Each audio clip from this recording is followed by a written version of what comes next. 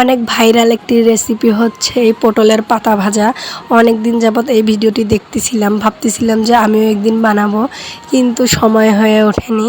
Hello guys, আপনারা সবাই কেমন আছেন? আশা করি সবাই ভালো আছেন। আলহামদুলিল্লাহ আমিও অনেক ভালো আছি। তো এই ভাইরাল রেসিপিটি আজকে আমি বানাবো। তো এই ভাইরাল রেসিপিটি বানানোর জন্য আমি 6টি পটল নিয়েছিলাম। আমরা 6 জন ছিলাম বাসায়, তো ওই জন্য 6টা পটল নিয়েছিলাম আমি। তো বাবুকে রেখে আমি কাজ করতেছিলাম। আমার সবচেয়ে পছন্দের কাজ হচ্ছে রান্না করা, বিভিন্ন পদের রান্না করা। যদি আমাকে কেউ বিরক্ত না করে তাহলে অনেক ভালো লাগে। বিশেষ করে বাবু যদি কান্না না করে কিংবা বাবুকে যদি কেউ নিয়ে যায়, তাহলে আমার খুব ভালো লাগে রান্না করতে। আমার মনে হয় বেশিরভাগ মেয়েরই পছন্দের কাজ হচ্ছে রান্না করা। আমাকে বিভিন্ন সময়ে বিভিন্ন পদের রান্না করতে বেশি ভালো লাগে।